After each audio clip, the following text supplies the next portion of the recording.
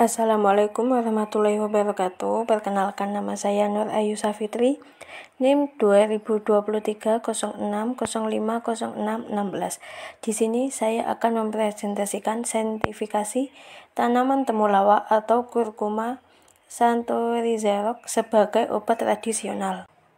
Temulawak atau Curcuma xanthorrhizaroch merupakan tumbuhan yang sangat dikenal di Indonesia, bahkan di dunia. Temulawak adalah tumbuhan asli di Pulau Jawa, Madura, dan Maluku yang telah banyak dibudidayakan di Indonesia, Malaysia, Thailand, Filipina, dan India. Temulawak termasuk ke dalam genus Curcuma.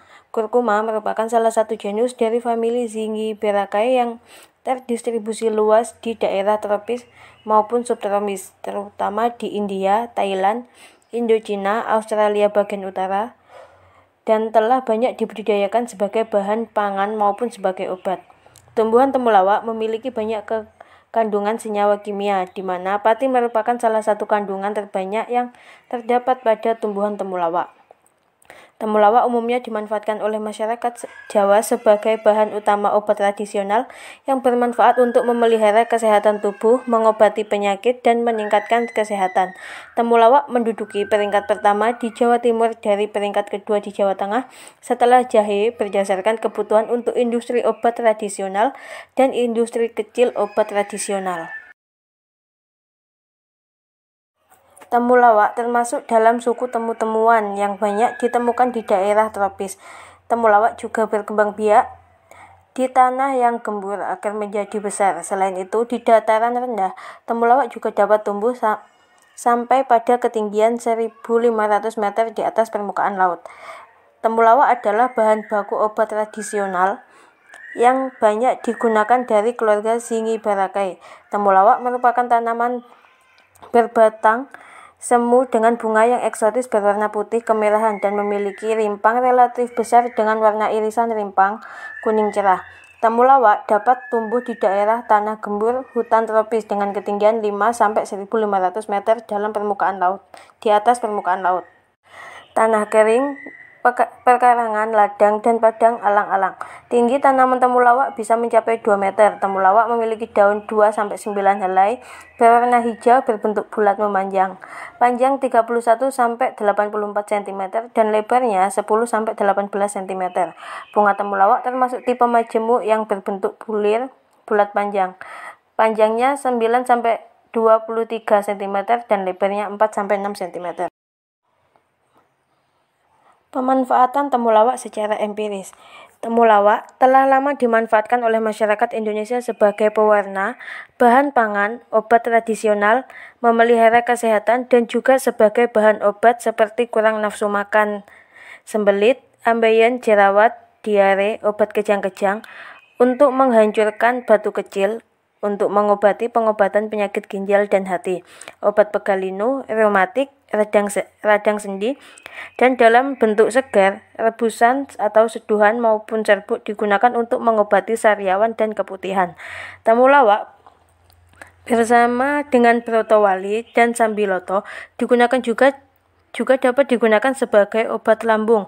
Penggunaan temulawak sebagai pengobatan telah umum digunakan dalam pengobatan tradisional di Indonesia. Temulawak di Aceh dikenal dengan nama kunyit ketumbu. Rimpangnya digunakan dalam ramuan untuk penambah darah atau untuk mengatasi penyakit malaria. Rimpang temulawak juga digunakan etnis Sakai di Bengkalis Riau untuk penambah nafsu makan, di Sunda dan Jawa untuk mengobati sakit kuning dan pencernaan. Masyarakat Bali menggunakan sebagai obat asam lambung, perih, dan kembung.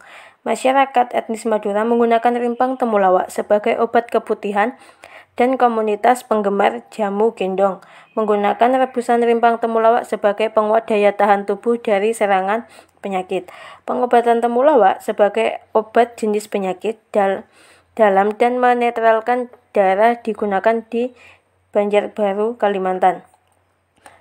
Suku Kaili Ledo, Sigi di Sulawesi Tengah dalam pengobatan sakit pinggang. Di Jawa Barat dan Jawa Timur digunakan dalam pengobatan kencing batu serta penambah nafsu makan. Sedangkan suku Tengger, Kabupaten Probolinggo, temulawak digunakan untuk penurun panas. Senyawa kimia pada temulawak. Temulawak terdiri dari beberapa komponen metabolik baik primer maupun sekunder. Hasil penelitian yang dilakukan oleh Hayani menyatakan bahwa kadar pati merupakan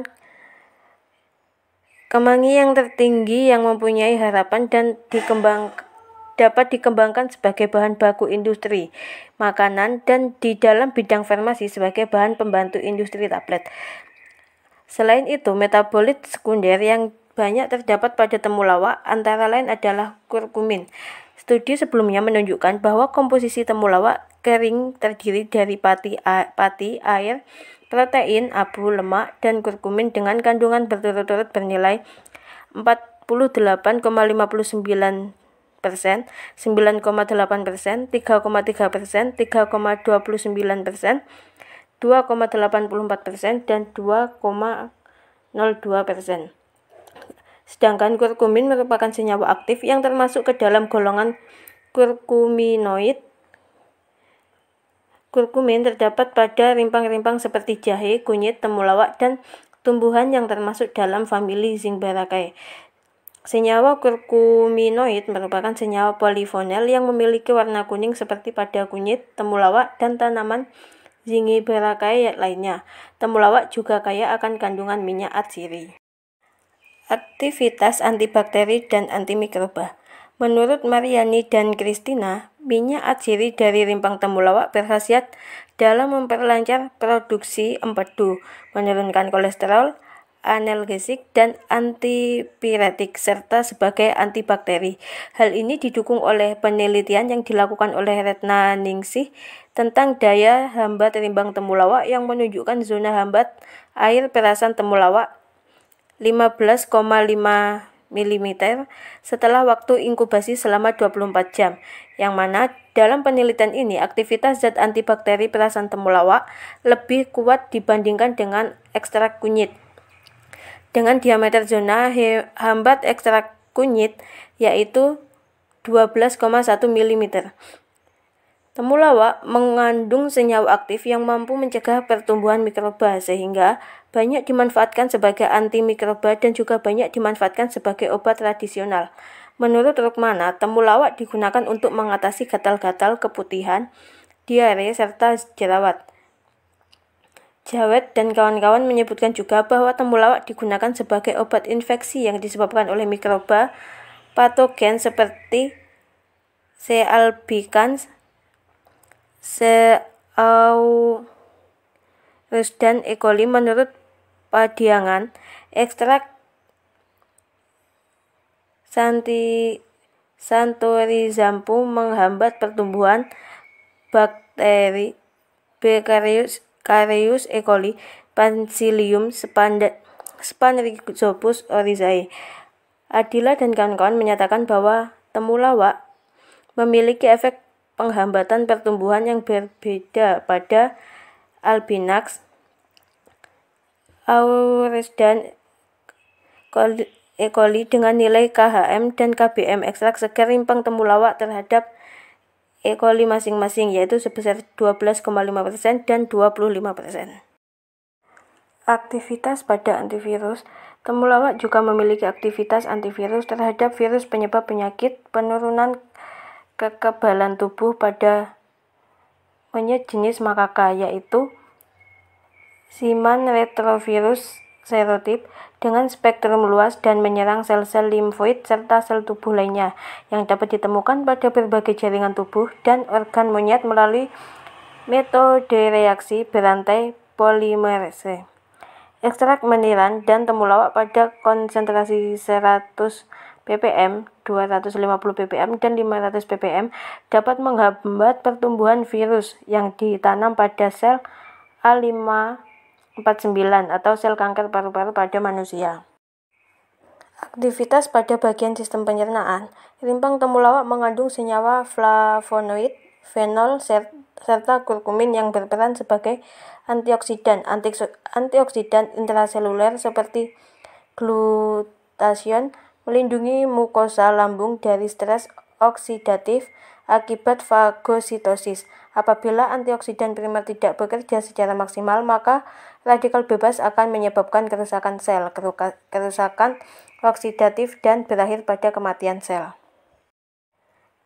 Kesimpulan dari pemaparan pada presentasi ini yaitu temulawak merupakan tanaman asli Indonesia yang umum digunakan oleh masyarakat tradisional berbagai etnis dan daerah di Indonesia telah menggunakan temulawak dengan klasifikasi penggunaan meliputi kardiovaskuler, sistem pencernaan, sindrom metabolik, urologi, sistem gerak, sistem pernafasan, dan kategori kewanitaan. Temulawak juga banyak mengandung senyawa kimia dengan unsur terbesarnya adalah pati, kurkumin, dan minyak atsiri. Aktivitas yang dikandung oleh temulawak antara lain sebagai antibakteri, antivirus, antioksidan, antiinflamasi, dan hepatoprotektor.